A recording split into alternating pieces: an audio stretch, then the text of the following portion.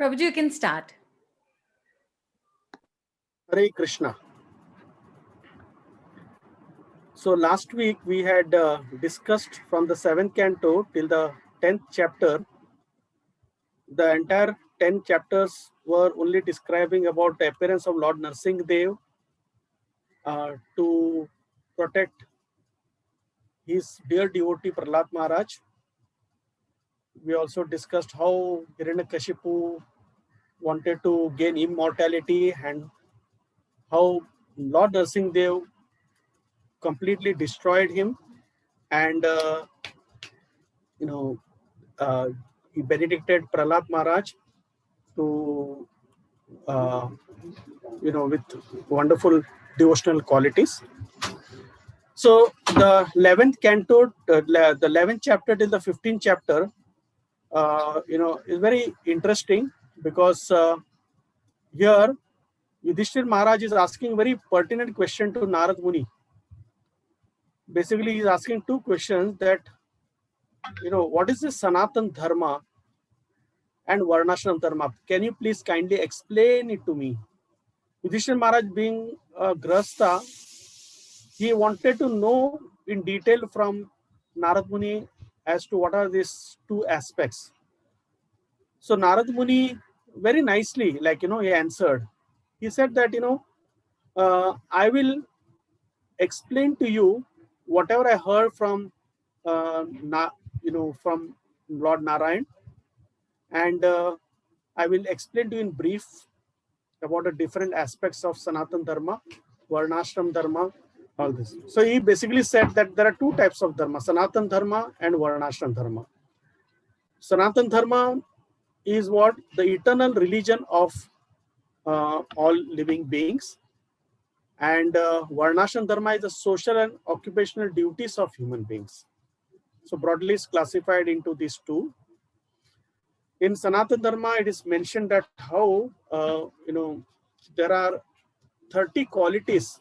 Narad Muni just goes on to explain the 13 qualities of that human beings have to perform. And these qualities are nothing but an effort to satisfy the Supreme Lord, Sri Krishna. So it starts with Satyam, Daya, Tapa, Saucham, Titika, Iksha, Shamo, Damaha. Like Satyam is what? Truthfulness. Daya is mercy. Tapa is austerity. Saucham is cleanliness. Titiksha is Titiksha is tolerance. Iksha is discrimination. Shama and Dama is mind and sense control. Ahimsa brahmacharya cha tyaga swadhyaya arjavam. It says ahimsa is non-violence, celibacy, brahmacharya, tyaga, that is sacrifice, swadhyaya, reading the scriptures, arjavam, simplicity. So like that, he just goes on explaining the 30 qualities that one should acquire in his life in order to satisfy Lord Vishnu. And then later on, he is speaking about the Varnashram Dharma. Varna and Ashrama. Varna are the Brahmanas, Kshatriyas, Vaishya, and the Shudras. They are the Varnas. Ashram is Brahmacharya, Grahastha, Vanaprastha, and Sannyas. So then he goes on speaking about what are the qualities of the Brahmanas, what are the qualities of a Kshatriya, what are the qualities of a Vaishya, what are the qualities of a Shudra. So Brahmanas, he said, Pathan, Pathan, Yajan, Yajan, Dana, Pratigraha. That means what? Pathan, Patan. That means one has to read the scripture. The Brahmanas, the main quality is to read the scriptures and then teach to others. Patan, that means teach others. Yajan, Yajan, perform sacrifices and then afterwards, give the benefits to others. Dana, Pratigraha, give in charity and accept charity. And he speaks about the qualities that the Brahmanas have. They have mind control, they have sense control, they have austerity, cleanliness, satisfaction, simplicity, forgiveness. All these are the different aspects of the Brahmanas, the qualities of the Brahmanas. It's naturally there, you know. Means when you see these things in a person, then that person has naturally these qualities of the Brahmanas. Then he goes to mention about what are the Kshatriyas' roles. Kshatriyas also have to do all this, except they don't give, except, charity. The Kshatriyas are not supposed to accept charity. They are only supposed to give charity and do other things also. Apart from that, the Kshatriyas, their role is to, that they are very brave, they are fearless, they are charitable, definitely. They have a lot of patience also. They are challenging in the sense, they are ready to face any obstacles in life, faithful to the religious principles, and these are the different aspects that Kshatriyas need to have as their qualities. Then he speaks about the Vaishyas. Who are the Vaishyas? The Vaishyas are the ones who religiously follow the Brahmanas. That means whatever the Brahmanas say, they follow, and they perform the duty of agriculture, they do trade, and most important is Go Raksha, that is cow protection. They are devoted to demigods, spiritual master, Vishnu. These are the duties that a Vaishyas do. In other words, because being the Go Raksha, Krishi Raksha, they definitely depend on the demigods for their sustenance. So definitely they are devoted to them. They're devoted to spiritual master because they do under the guidance of spiritual master whatever they need to do. Vishnu, then endeavor for dharma, artha, kama, and moksha. They do the endeavoring for dharma, artha, kama, moksha, and they are very expert in earning money. So these are the roles of the Vaishyas. And then the Shudras. The Shudras, they accept the master from the higher social order and serve them. This is the role of the Shudra. They are obedient to the higher three castes. They serve without duplicity, no stealing, cleanliness, truthfulness, and completely dedicated to their master. So this is in short, what Narad Muni explained to Yudhishthira Maharaj, all in the 11th chapter of the 7th canto. And then he concludes, about the duties of a chaste wife. It is also mentioned that, in whenever a Brahmana, Kshatriya, Vaishya, Shudra, they need to follow these things. Only in emergency, they may accept certain other things, but in no circumstance, the higher three castes, the Brahmana, Kshatriyas, and the Vaishyas, serve the lower one. It should always be that the Shudras, they serve the upper caste. Now, all these things are being, introduced by the Lord so that there is perfect coordination among these three so that the society can run very well. Only in emergencies, the Brahmana Kshatriyas can do something. That is what, it's mentioned that there's Rita, Amrita, Mrita, Pramrita, and Satyamrita. What is Rita? Rita means like, they can collect grains from the field. This is all in emergency. Amrita means they can collect without begging, and then afterwards, Mrita is what? Begging grains, that they can do. All this in emergency. Pramrita means they can till the ground, and Satyarita is trade. So if a Brahmana is in difficulty, then this, or Kshatriya is in difficulty, they can do all these things. Then when we are speaking about the duties of a chaste wife, very important, I just only mentioned about 3 or 4 of them, but very detailed, Narad Muni is explained to Yudhishthira Maharaj as to what is the duty of a chaste wife. The duty of a chaste wife is that he is very affectionate. She is very affectionate to her husband. She follows all the vows of her husband religiously.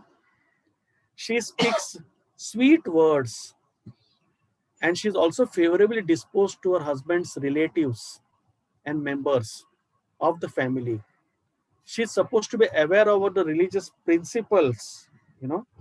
So all these things, like, she has to, she needs to do. She has to keep her house also clean, and whatever the duties, the household duties are needed, whatever is needed to be done, raising the children, giving them the right culture, all those things are being mentioned about in this. So duties of a chaste wife. And then afterwards, Narad Muni concludes this particular chapter by speaking about Anulom and Pratilom.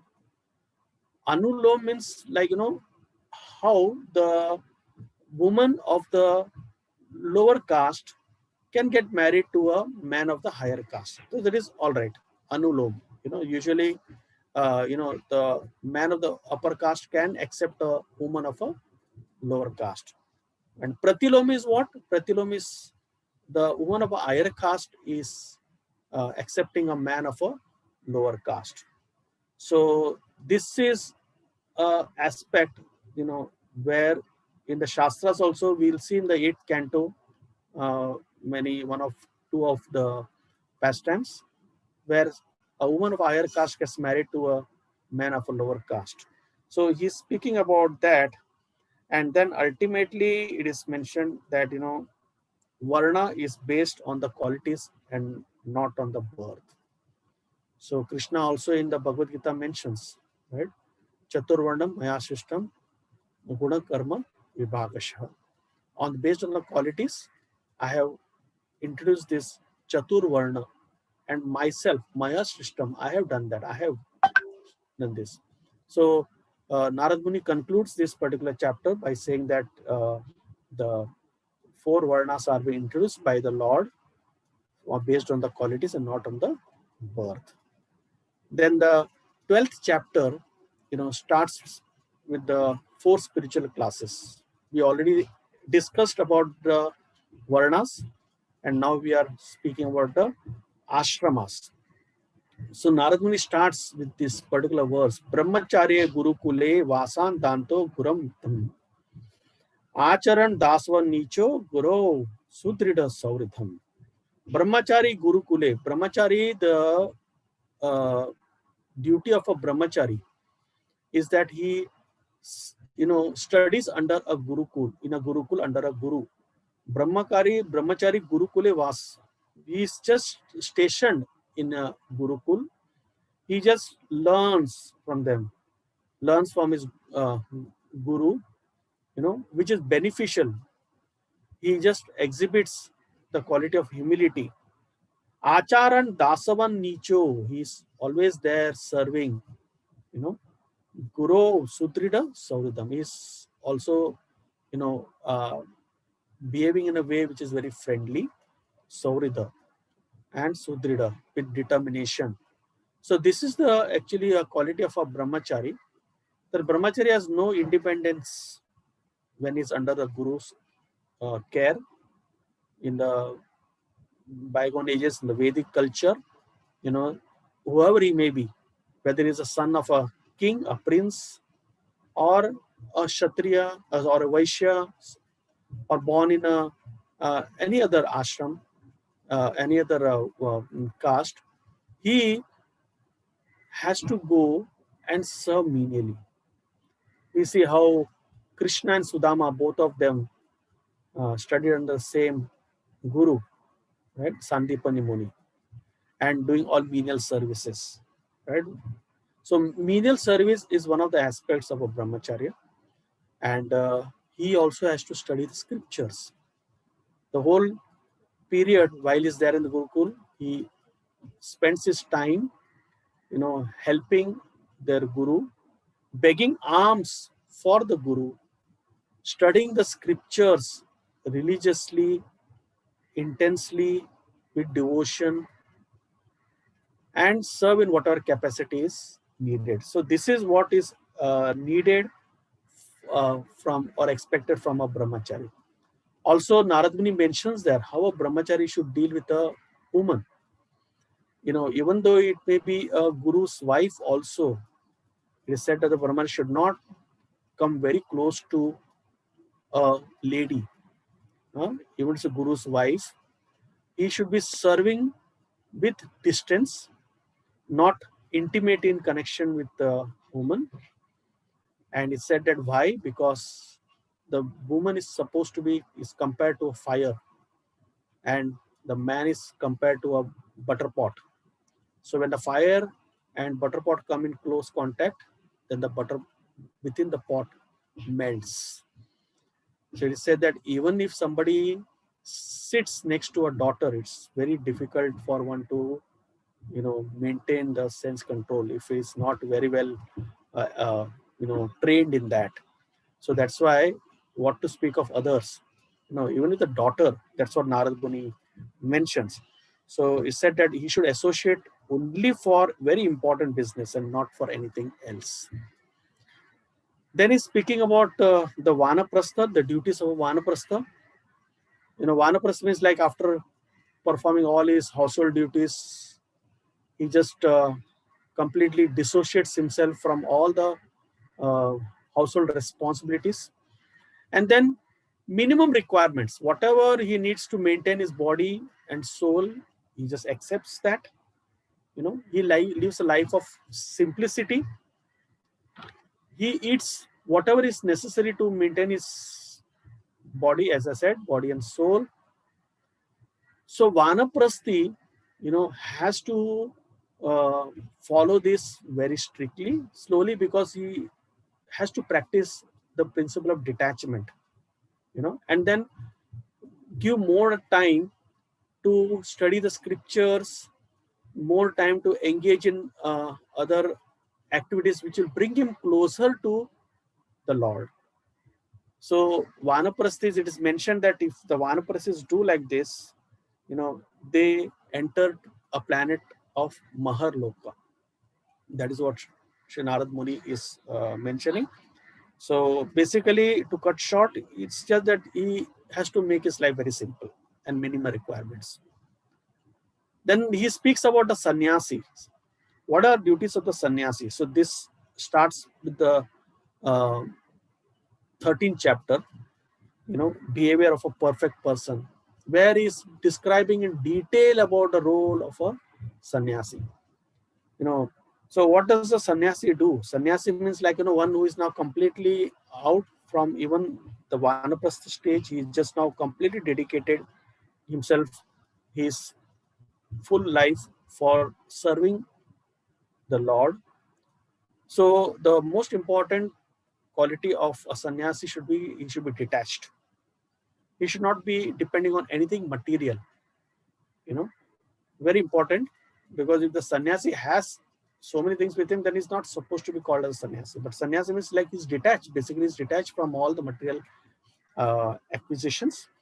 It is said that he should be wearing a loin cloth, except danda, peg arms. What do you mean by that? Loin cloth means like a simple, dress, basically, not too many, right? So that's one thing.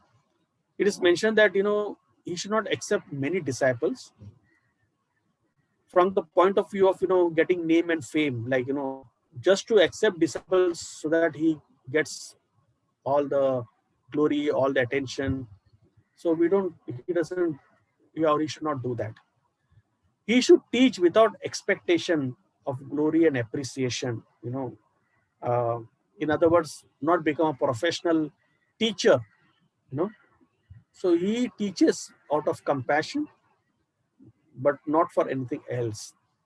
He gives lectures not for his own livelihood. you know uh, Very important that he is supposed to be fully dedicated to the Lord, and his livelihood is, he has that faith that whatever he needs for his maintenance, the Lord is going to provide. So he is not concerned about who is going to give him what. So that's the way a sannyasi lives. And he doesn't build too many temples. Again, for his own attention and for his fame. He doesn't do that. Those are the qualities of a sannyasi. As far as the grahastha is concerned, I will come back a little later. But here it's mentioned, Narad Muni later on speaks about the conversation between Prahlad Maharaj and Avadhut Brahmin here. So it is mentioned that, in Saya province, Prahlad Maharaj, he was traveling and he found a saintly person lying on the ground, completely covered with mud and just in a blissful state. Anybody else would not have considered him to be a very advanced personality, but Prahlad Maharaj, because he was a great devotee of the Lord, he could understand that this Avadhut Brahmin is not an ordinary soul. He is a very exalted soul. So he approaches him, he glorifies that Brahmin, and then he asks him very nice questions. He asks him, he says, how is it that your body is so stout? I see that you are lying here doing nothing, but your body is very stout. How is it that, you are so fat? I see that you are not engaged in any sense gratification also, but still your body is fat. And how is it that, you're so, knowledgeable, though learned and intelligent, you are lying down inactive? How is it possible? So then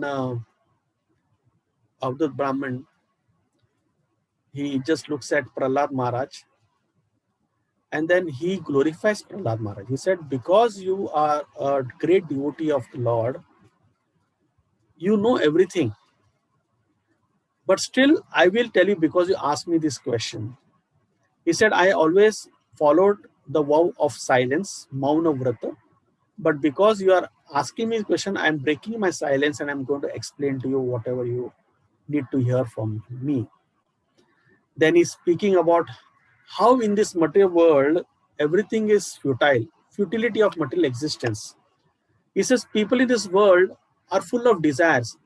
And because they're full of desires, they engage themselves in so many activities. And because they engage them in so many activities, the waves of material acquisitions, like just go on increasing. And then afterwards, what happens is that there's always a frustration because they don't last with you for long. And because of that, entire thing is finished. So you get frustrated and you become completely disappointed. He speaks about the pavarga. Pavarga means this is pa, bha, ba, bha, ma. In the Marathi, Hindi, Lipi, we have this pavarga. Pa, fa, ba, bha, ma. Pa means parishram. That in this world, everyone is, endeavoring. They are working, you know, and they toil a lot. But then what happens? You just do that, but there is always something happening in life, and then the things don't remain with you. Fur is what? Foaming at the mouth. Fain means like, sometimes you see the animals like horses or donkeys, when they run or when they do a lot of work, the donkeys, you find that, there is this foam coming out from their mouth. So the human beings, they endeavor, but then they endeavor so much beyond their capacity that they foam at their mouth. We call foaming at the mouth. So that's foam. Ba is what? Vyarthata. Vyarthata means what? The futile. Like, you acquire things and you just get attached to those things. It's also called as bandhan. Bandhan and vyarthata. That is, you acquire those. Just a minute.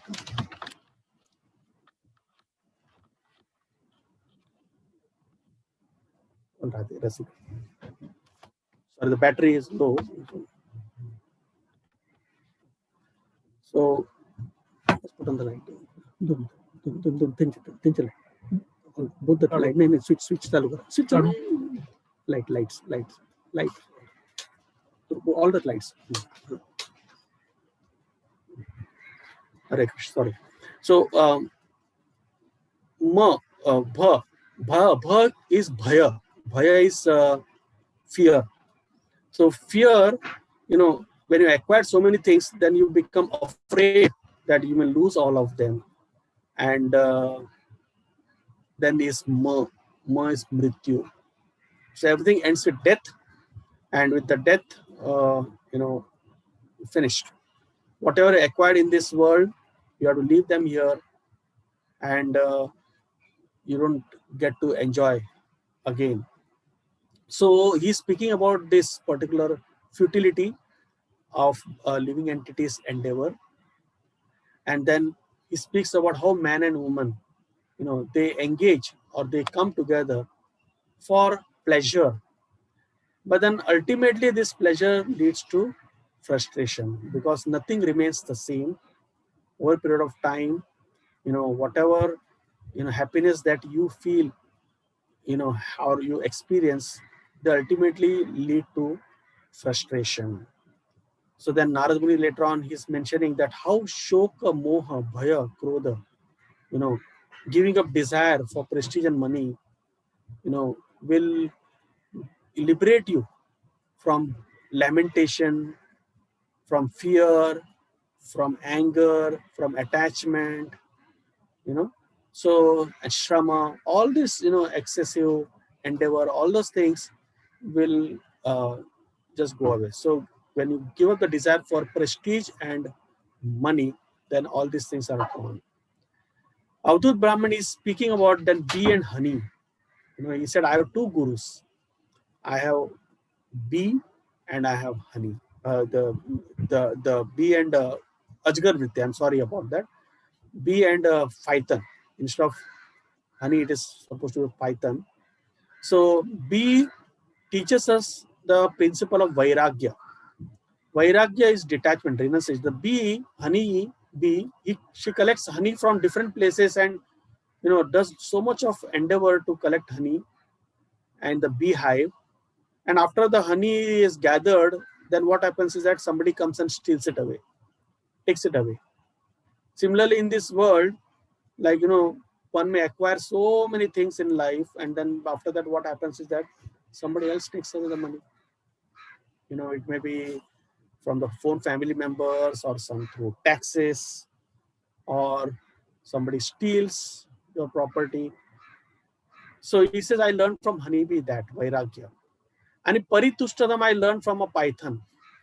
Python doesn't endeavor, just remains at one place, but still body is huge. Whatever he needs to for sustenance, he gets that, right? So he says, I learned from the python how to be satisfied with whatever you have and then carry on with your life, right? So this is what a role of a sannyasi is being explained.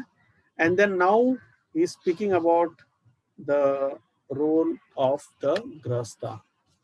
So very important, these roles of the grahasthas, very in a lot of detail he has mentioned as ideal family life. That is the 14th chapter of the Srimad Bhagavatam of 7th canto. So some duties of grahasthas we can just would like to share with you. We can just observe them. He says that what are the duties of grahasthas? One of the duties of grahastha is that he again also has to be detached. So detachment is one principle, which is always there in all the ashrams. Most important is that he has to offer the results to Krishna. That means whatever he does in his life, he just offers it to Krishna. The results. That is the duty of a grahastha. He should be worshipping the great devotees of the Lord. It is said that the grahasthas, one of their duties to invite devotees home, offer them food that is offered to the Lord, please them, serve them, or give charity, in the temple and serve different people. It's said that they should live a very simple life. Even though you may be a grasta, you may have lot of earning, but still in your own life you should be very simple. Very simple. Of course, one of the duties of grasta is to be diplomatic. So it is said that being diplomatic is not wrong. You need to be diplomatic, hear everyone's opinion, but then it is said that you just follow what you are supposed to do. Because there are so many people giving you so many opinions that you do this and you do that, you do this and you do that, and you say yes to that, everyone, yes to everything, but then follow what you need to do in life. Performing occupational duties. It is mentioned that your own duties you perform very nicely, sincerely, honestly. So this is what is one of the responsibilities of a grahastha. Whatever you have, be satisfied. You just be satisfied what you have. And is mentioned in the Srimad Bhagavatam that whatever you have, just be satisfied with that and eat, have prasad. In other words, what your earnings are, just be uh, contented with that and carry on with your life. Said that, very important, worship demigods, human beings, sages, forefathers, living entities, and one's own self by wealth which is acquired through one's own occupation. It's very important. He says, whatever you acquired wealth through one's own occupation, he says that you worship all these personalities, worshipping demigods. In other words, that means we need to acknowledge the role of our demigods in our life. Human beings, that means all the living entities who are there, means the humans. We need to take care of them, be sensitive to those. And then sages, the forefathers, living entities, so many animals, birds, we need to also take care of them. In other words, you need to just see that all these personalities around us are also needed to be served. That is the role of a grahastha. Perform sacrifices, feed the brahmanas, perform sacrifices. Different sacrifices are enjoined in the shastras. For the grahasthas, you need to perform the sacrifices and then afterwards feed the brahmanas. Brahmanas need to be fed. This is how the society will continue.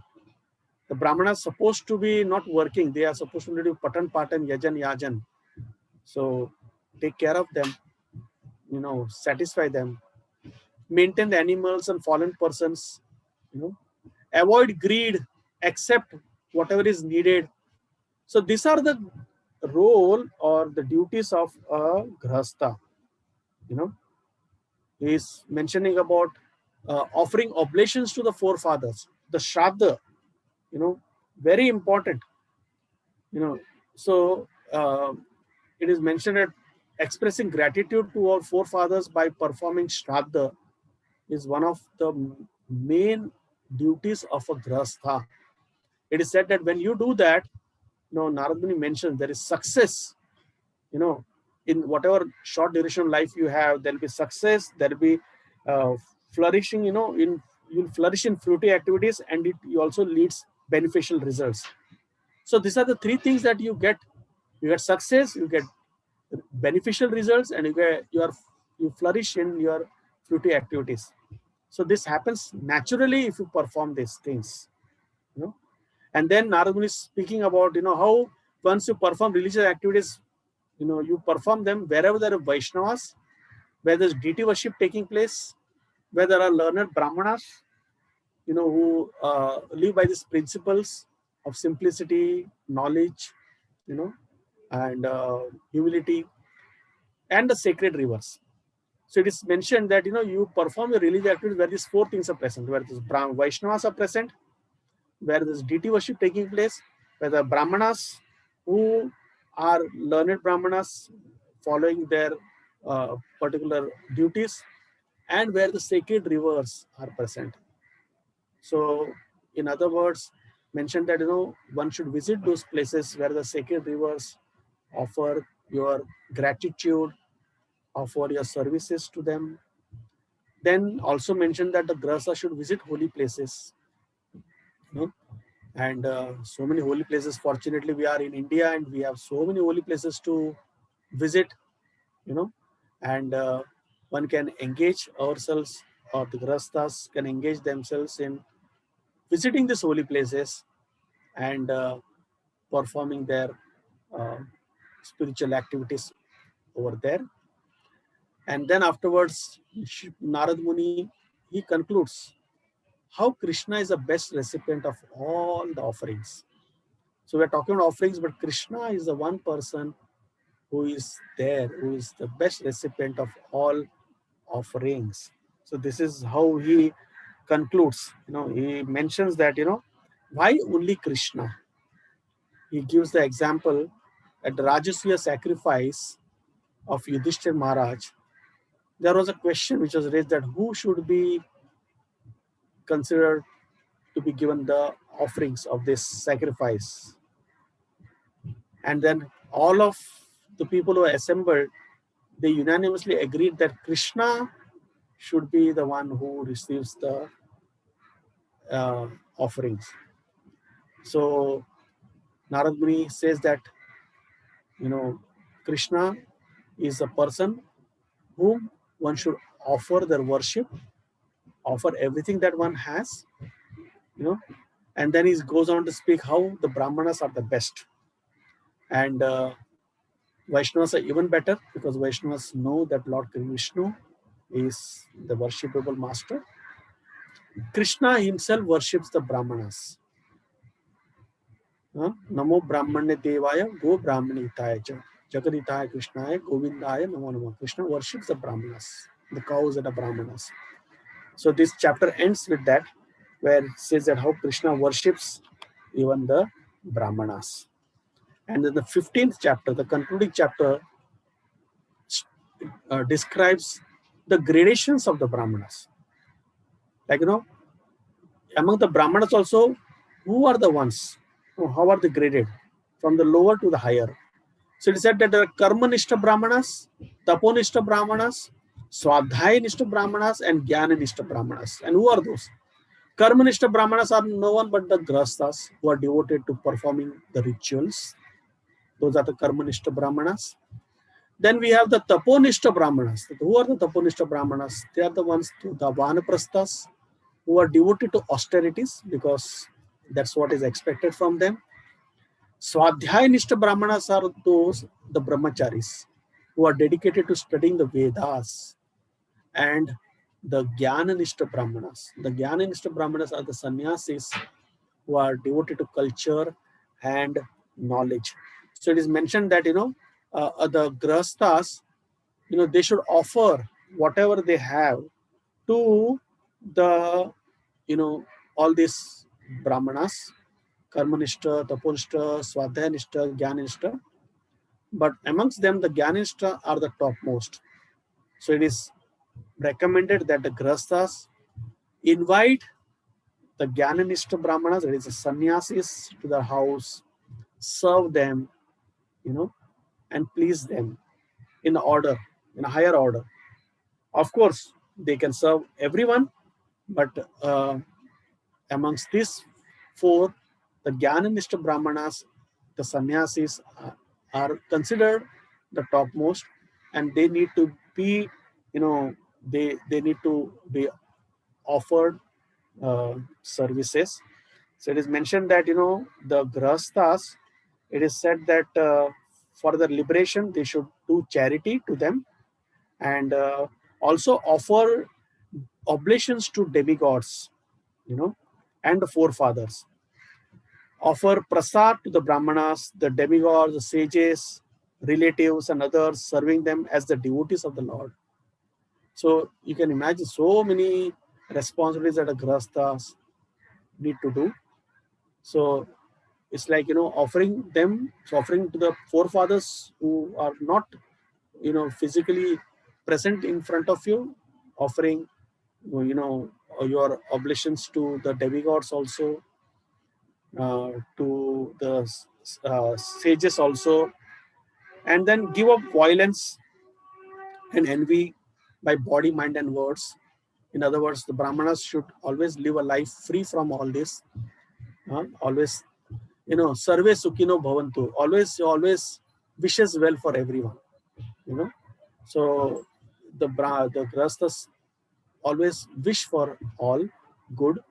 So out of body, mind, from body, mind, and words, serve everyone, and then all these things, simple offerings, you know, uh, by the grace of the Lord, whatever is there, just serve the different uh, spiritual orders and social orders also. Narad Muni then later on speaks about the 5 types of adharma. That is this vidharma, paradharma, abhasa dharma, upadharma, and chala dharma. Vidharma is nothing but like, irreligion. Basically, uh, somebody, doesn't accept, or he does, it just obstructs one's religion and accepts something else. Yatomat tatopat, like, I create my own religion. It's like that's irreligion, vidharma. Paradharma is like, doing somebody else's occupation, not doing your own, but doing somebody else's occupation. Like, giving a very mundane example that, somebody is a sportsman, he becomes very famous, and then because he is famous, he stands for election, and then he becomes a, minister, he gets elected, and he tries to run the politics. He doesn't know how to run the country, but because he got votes and he became a minister, he is a minister now, and then he wants to run the country. But in other words, you want to do somebody else's work, what you are supposed to do, you don't do that, like that.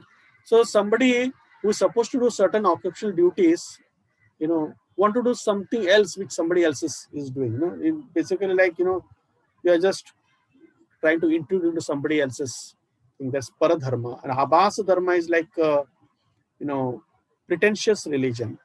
Pretentious religion means like, worshipping demigods by ignorance and negligence. In other words, basically, imagining things. Imagining in the sense, like, imagining some demigods. Just give an example. Sometimes Santoshi Mata, you say. But Santoshi Mata, there one point of time, Santoshi Mata was very much everywhere. Everyone would chant, but now Santoshi Mata is not there at all. So in other words, I'm just giving an example how you concoct something out of nowhere, disregarding the scriptural evidences, and then start your own. So this is what abhas dharma. Then upadharma is concocted religion. Concocted means like, just create your own, and it is said that people who are opposed to the Vedic principles, they just concoct certain things and then bring out their own religion. And then chala dharma is like, word jugglery. Chala, word jugglery. Through word jugglery, you just try to create some religion. When Prabhupada was asked about one person, what is his philosophy? The Prabhupada said that particular philosophy is useless, because the philosophy is like this. It said that when you have to surrender, you don't have to surrender to Krishna, you have to surrender to the person within, like that. So there's so much of, basically word jugglery happening. So he said that one should be aware and one should be cautious about not getting carried away through this various steps of irreligion. This is what he was mentioning. And then he said that the grahastha should always be desireless, basically, and unsatisfied person, he loses. Unsatisfied brahmana, when he does that, he loses spiritual strength, he loses education, austerity, his reputation and knowledge. So it is mentioned that one needs to always be satisfied with what one has, and one needs to accept a guru in his life. And for liberation, then he concludes saying that in liberation, grahasthas, for liberation, if they follow their occupational duties very nicely, then they are on a path of liberation. As far as brahmanas are concerned, if they follow their vows very nicely, then they are on their path to liberation. And it is said that if the vanaprasthas, if they are detached, then they are on the path of liberation. And shudras, and sannyasis, sorry, brahmacharis, grahasthas, vanaprasthas, sannyasis, if they refrain from sense gratification, then they are on the path of liberation. Then he concludes with the pravritti marg and nivritti marg. Pravritti marg means for fulfilling one's material desires. That's pravritti marg. Nivritti marg means a path of detachment. So one accepts pravritti marg or nivritti marg. So then Narad Muni, he speaks about himself.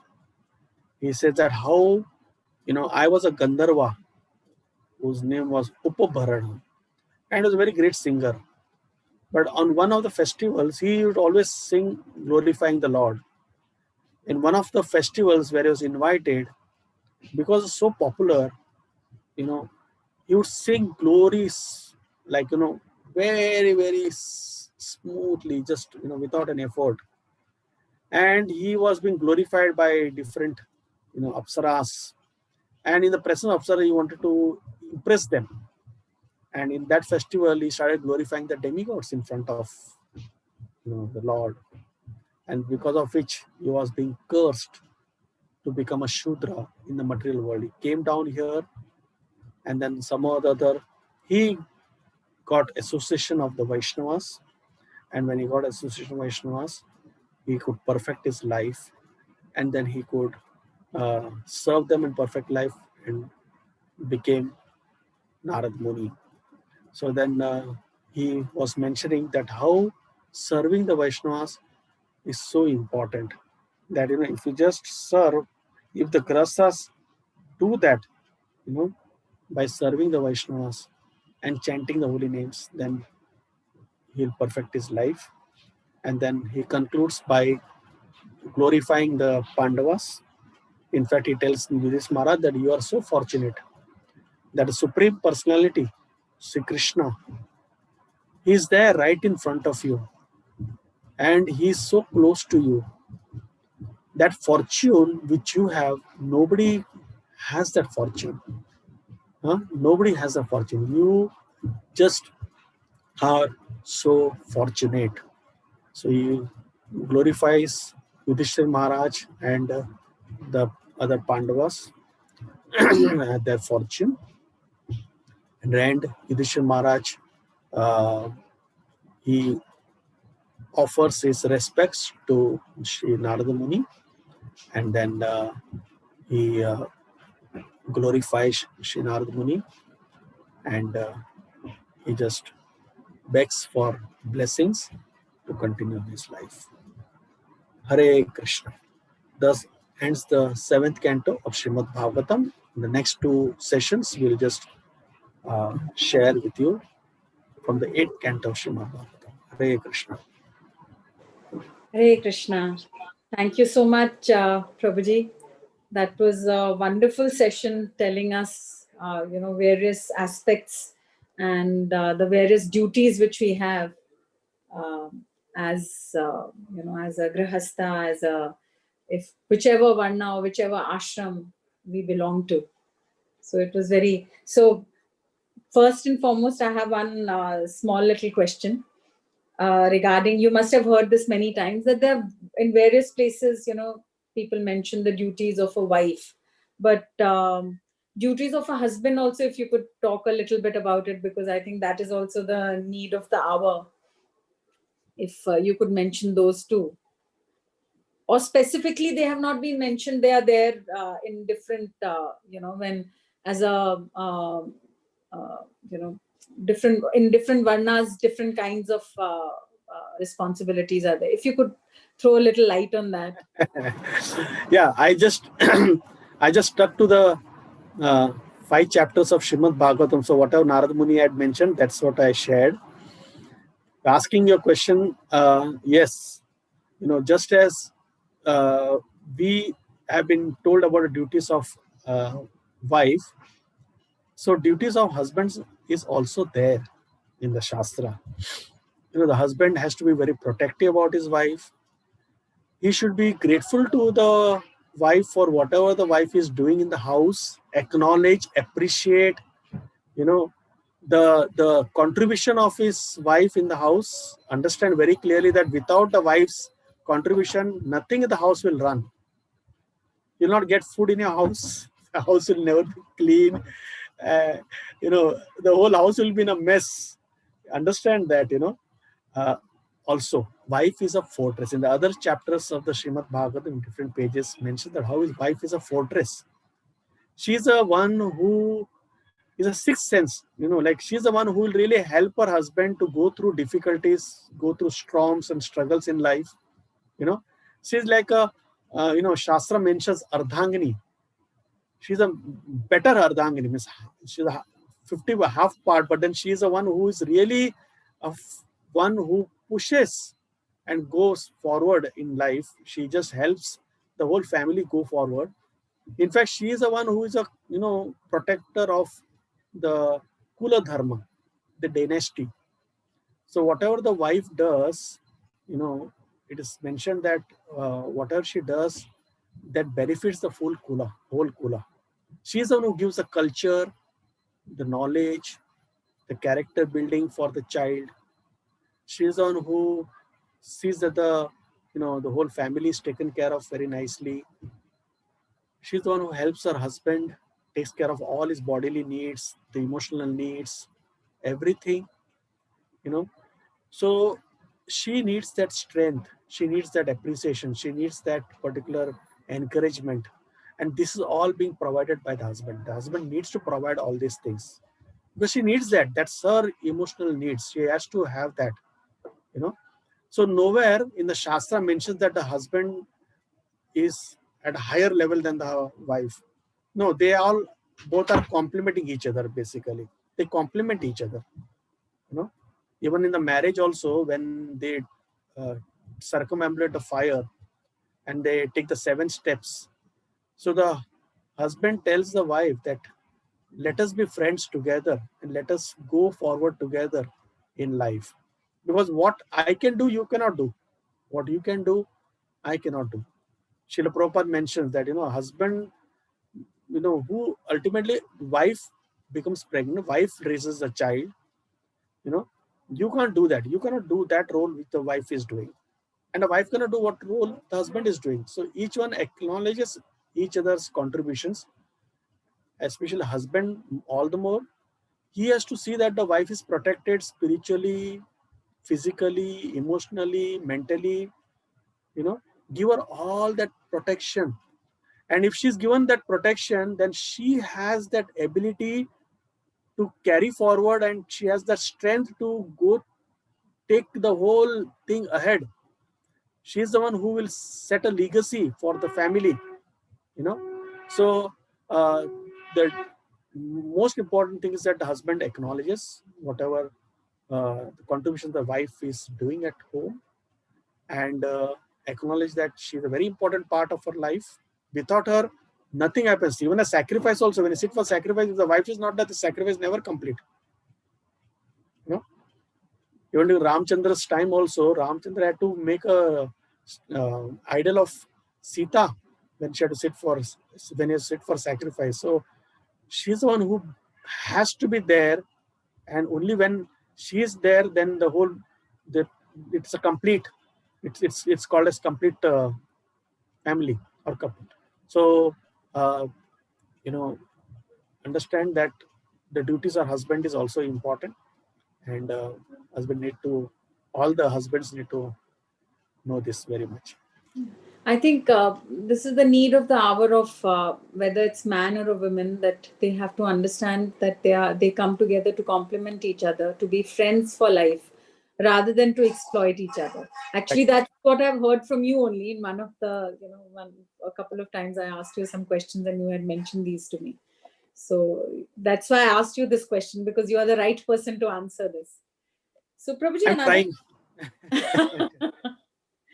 Another thing which I wanted to ask you was, you were mentioning duties of grihastha. And in that you mentioned that a grihastha should avoid greed. So is there some specific ways to do that, to avoid greed?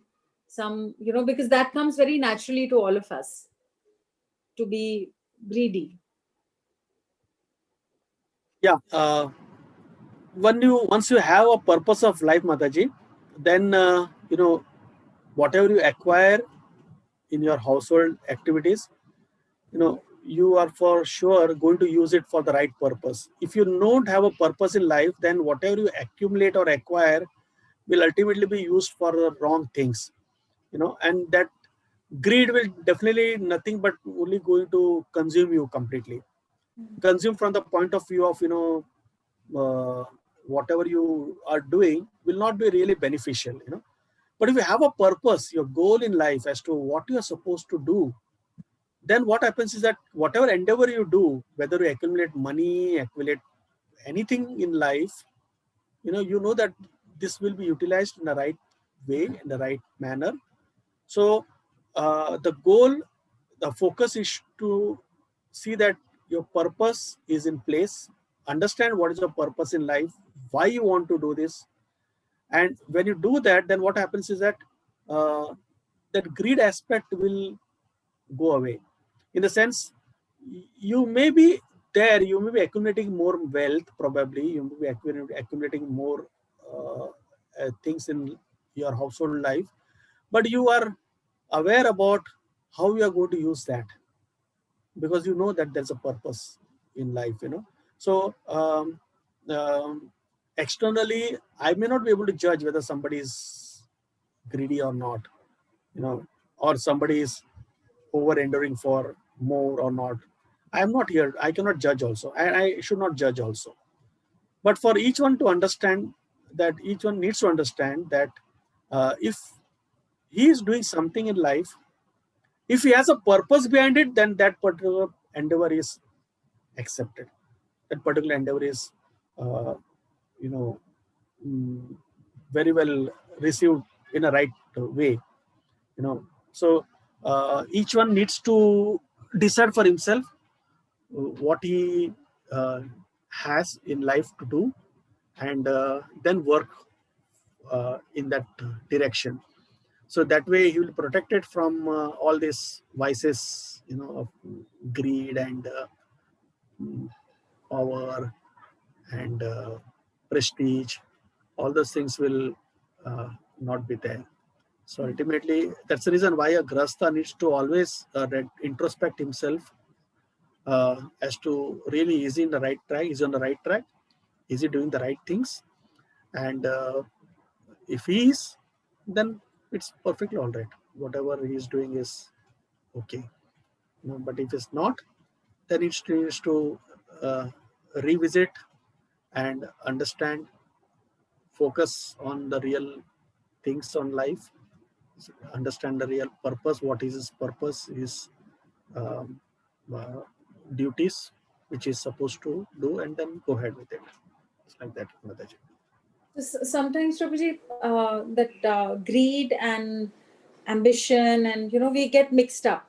Where does so if we don't have like, people connect greed to ambition, and so if there is no ambition in life, then how will you live? How is the enthusiasm? The life will be very boring, and if we don't want this and that, and we don't have material aspirations, then it will be so. How do we balance this? So that's why, Mataji, it is said that if you have a purpose in life and if you have that ability to earn wealth, then one should go ahead for that. If somebody has an ability to maybe make 10 crores, he should go ahead with it, provided he knows what is he going to do with that. If his purpose is okay, I will like to, maybe increase my hoard and only use for myself, then that is not the case. Here, that's the reason in the uh, discussion that we had, the grastas need to, so many duties are there. He needs to take care of the other animals, the human beings, the society. There's so many aspects that he has to take care of, right? So then, Even the other three yeah, he has to the take care of the other three three varnas. He has to serve the brahmanas. He has to, offer oblations to the forefathers. So many things that he needs to do in life. the list is endless, if you ask me. So according to one's capacity and according to one's ability. See, I may have a desire, but if I don't have the ability, if I don't have the disposition, then it's of no use. But if I have the ability to do, if I have that capacity, if I have the required skills to do, then I should go ahead and do that. Otherwise, it's like a misuse of that, or you are not using it. Just like a horse is supposed to run, but if you just make him only walk, probably it will be disrespect to that animal, because he is supposed to run. He is supposed to run and ride fast. So if he's not able to do that, what's the use? So when the bull is supposed to go and till the land, if he's not able to till the land, then it's of no use. In the sense, you are just disrespecting that particular person, animal's capacity. So similarly, each one of us have been endowed with certain skills, certain abilities. If I have that ability to earn maybe more, I have that capacity also, and I may have a desire, and if I have the right desire and purpose, why I'm doing it, okay, I may earn. What am I going to do with that money? Okay, will I be able to help? Would I like to help the society? Would I like to help in some way or other, indirectly, directly, and contribute to the society? Then definitely I should go ahead with it and do this, because I have that ability, I have the capacity. So you follow your heart, and then you understand what is your contribution that you can make in life, and accordingly then you can go ahead and do the needful. So then that will not be considered as greed. Even the ambition, if you are considered as ambition, but the ambition is for the purpose of serving the society, then that ambition is very good. Ambition is very good. In the previous time, all the great businessmen would help the Brahmanas, would help the Kshatriyas, because money is also required. So if you don't have the money, how will you be able to sustain, right? Even the sustaining a society, the society also, that you require artha, you require money for that sustenance. So if you don't have that, then from where will the money come? Then somebody has to provide that, somebody has to provide the knowledge. So you give knowledge. Somebody has to grow till the land. So if somebody has that ability, that should be done. So we need people who protect, we need people who give knowledge, we need people to produce, and we need people also who need to serve others sincerely. So all those are the natural varna which is being introduced by the Lord. So this is how we look at it, Mataji. That's So how this is very beautifully explained, Prabhuji. I'm really grateful to you, because that's the only way maybe we can untie all the bandhan, pavarg which you spoke about. So the bhai will also be removed and will be liberated, provided the purpose is in place. Like the famous saying, if you don't have anything to die for, then you have nothing to live for in this world. So thank you so much, Prabhuji. It was a very enlightening class. And we'll wait for the 8th canto from next session. Thank you very much. Thank you, everybody who's listening and hearing. And I'm quite sure you're feeling the same and feeling very humbled by hearing this whole session and understanding what our duties are. And hope you are able to join us next week also. Hare Krishna. Have a pavitra evening.